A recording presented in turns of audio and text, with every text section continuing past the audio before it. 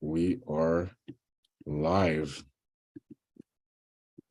Okay, now I'm going to share my screen and setting up the meeting. We are live. Okay, now it's okay. I'm going to share screen.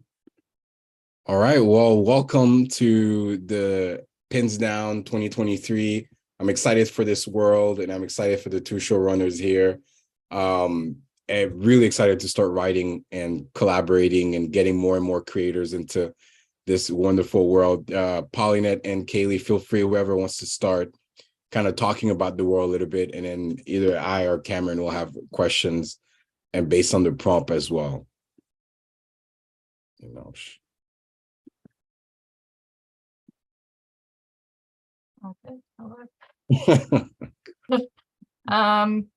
Yeah, so Faia is a world that me and Paulinette and Leander, who's not here at the moment, but is going to be contributing, hopefully, that we created. So kind of, in my mind, it's kind of a mix of the ancient, which is a lot of kind of magic, including magical artifacts, which are kind of central to the story arc that the prompts follow as well. And then on the other side, it's got a technological side to it as well, which is kind of what's developed over time. So it's kind of the newer side of things, with people who kind of don't have a relationship with the magical. Yeah, so those are the two elements, and then there's also an element of kind of pirates involved, which kind of relates to both in a way, because they kind of gather in this city, which is Tikos, which is the main kind of city in Faia, and that's kind of where the action for the prompts is kind of based around. They gather there to kind of, you know, trade in all sorts of things, like the magic and technology and so on. So yeah, that's kind of a general sense of it. And in terms of the kind of the city and its populace and stuff like that, it's quite a melting pot kind of city. So it has all sorts of kind of people and creatures in it. So yeah, if anyone who's writing in the world feels like they really want to write about, you know, a vampire or whatever, fine, there are probably vampires there. So, you know, the idea behind that is to, you know, give everyone a chance to find somewhere like in the city where they can do what they want with the world, really. Yeah, so in a way, the prompts, like, there's a lot of information in the prompts. In some ways it's quite specific, but that's kind of just like one story arc that's possibly in some ways going to impact a lot of things in the city.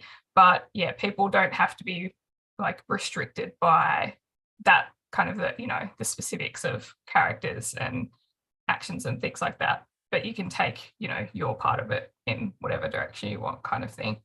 That's the way we were kind of trying to do it anyway. So we'll see how it works. But yeah, and in the prompts, like the one that's on the screen, there are a few little bits that are in yellow, and those are kind of the bits that we think maybe if you just want to keep in touch with like the central story arc, you could kind of use those details to do so. But yeah, but if there's nothing else that really seems like it'll help you and your character, then that's fine.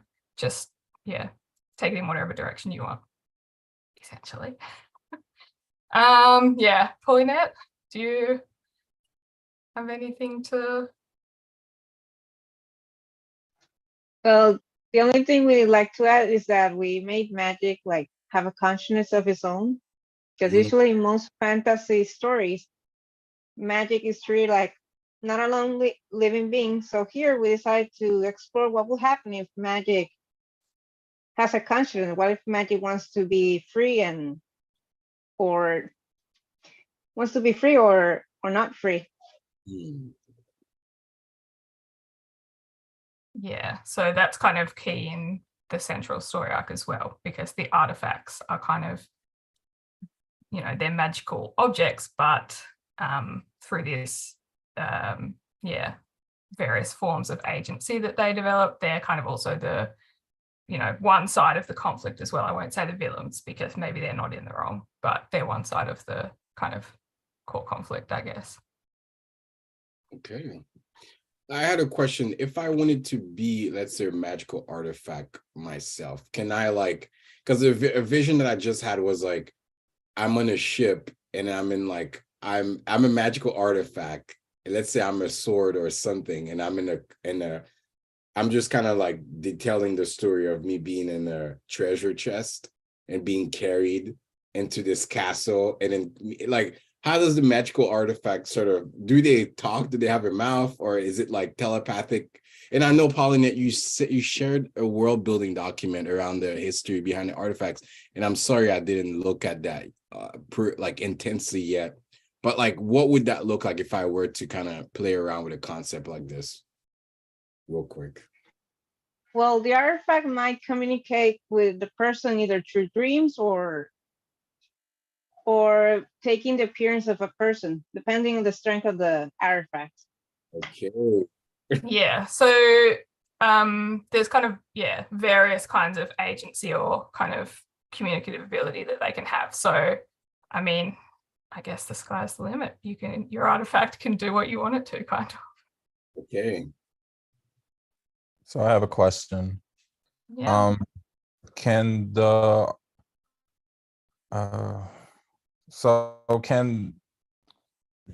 can the artifacts and the people who come into contact, well, one question is there an institution that studies the artifacts to just see like? Yeah. Okay. Yeah. So kind of a lot of the kind of government activity in Tikwas even is related to the artifacts. So they get kind of found, or they find their way to, you know, people who then might take them to Tikwas, where there's kind of scientific study of them, and that also in the prompts kind of gets taken up a level, because Lady Melanie creates like a new department that's kind of specifically for looking into whether they're behind some of the kind of activity that's going on in the city. So there's definitely study of them. Okay. And number two, can the magical items, I think it's similar to Fabrice, can the magical items make pacts with the people who use them if they choose to like be with them? Like partnership, stuff like that? Yeah, so yes, they can. And some of them, like, that's the main way that they have historically been used. So through some link with people. And, you know, some of them, that's not really what they're happy about. They don't want the people to be using them. Yeah. Mm-hmm. But they still have a choice, right? Is it rare to have a choice or no? Well, I guess they would have a choice in a lot of cases, but sometimes, like if it's a powerful user or like magician who's trying to use them, then they probably end up being forced. Okay. What if they like some? Sorry, I'm just. Go. Would it like them? What if the magical user? I mean, not the magical user. What if the magical items like the person and I guess could share a piece of themselves with that person to keep them alive for a time, and then they can choose to take their essence away from them, or when they die, their essence returns to them. Can that also be an option? Yeah, that sounds really cool, actually, especially in relation to the conflict, because then there might be artifacts that are not actually like agreeing with the majority of the artifacts. So yeah, it's kind of cool. Okay. Yeah. Okay. All right, that's about it. Oh, the setting. The city of Tyquis. What does it look like? I know it's a port city, but the architecture. What is it? What do you have in mind? Modern. Is it kind of seaport, fantasy kind of setting?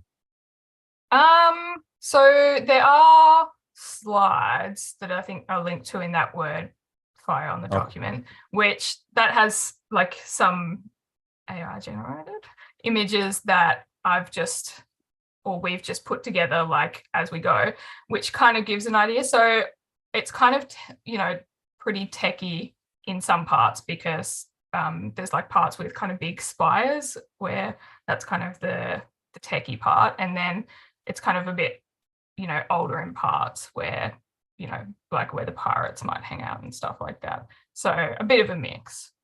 Okay. Okay. Very cool. Yeah. So there's tons of information on those slides, but you're not expected to read it all. Just if you're kind of like, well, I'm not really sure where to go with this or what to do, then some of it might be useful to you. But yeah. So it's like high fantasy, right?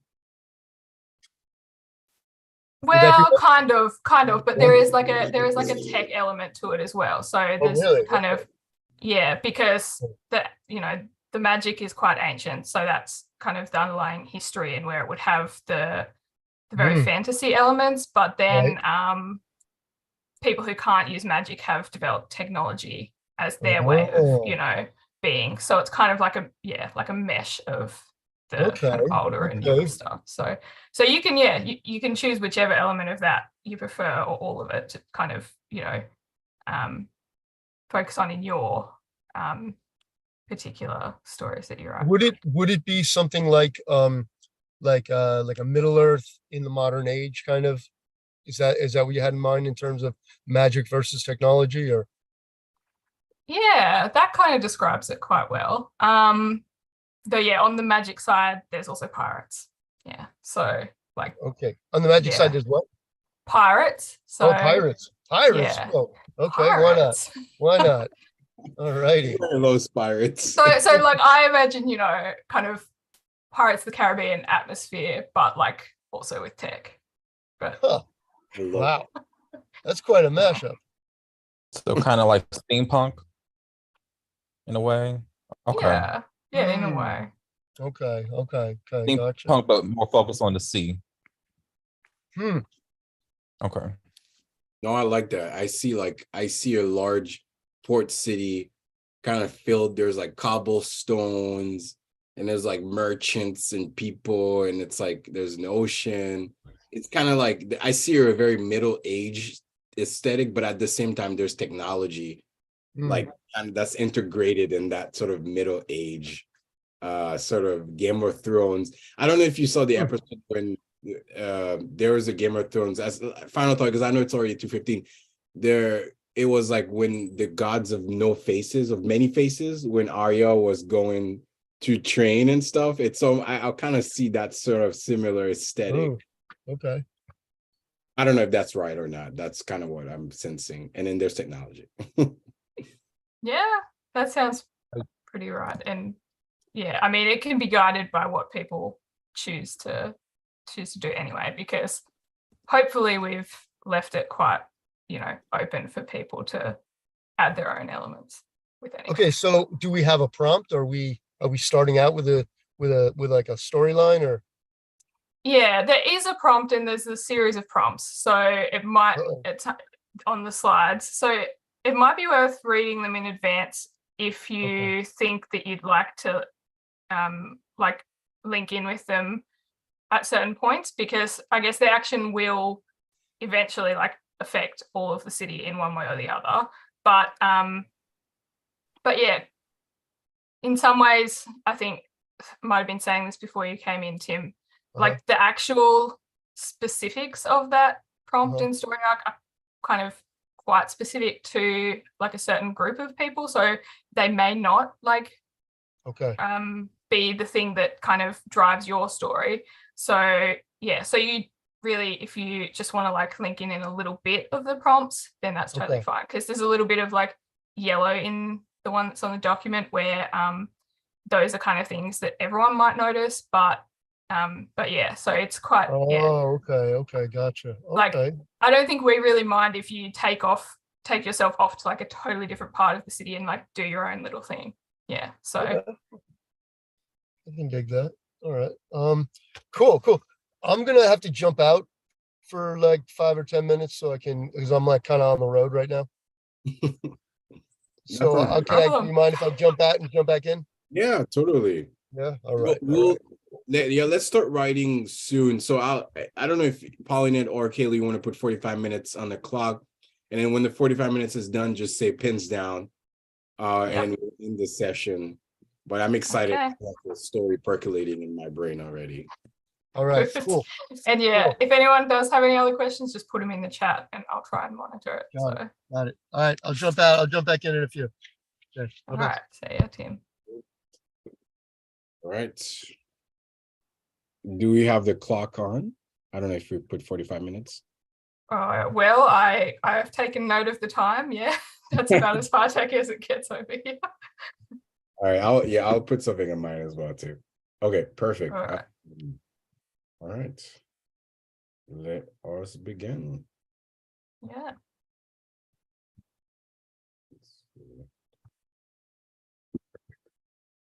All right.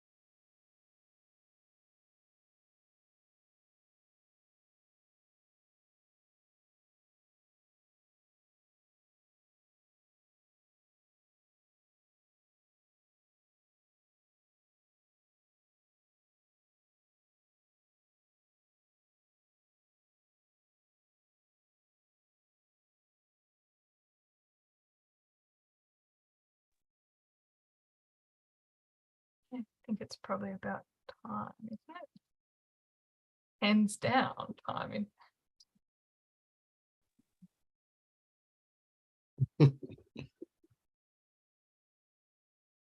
This is great. I'm so excited to share next week. Yeah, well, I had a good old time.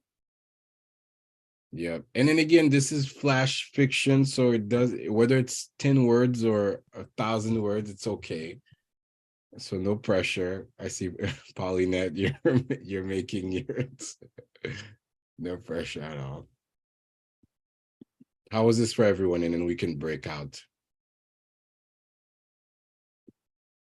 Actually, I am going to, now I was saying, how was this for everyone? I'm going to stop the live real quick.